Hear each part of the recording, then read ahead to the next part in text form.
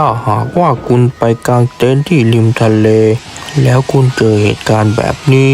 คุณจะทำยังไงครับคุณจะเหล่าสีหมาซ่อหรือเปล่า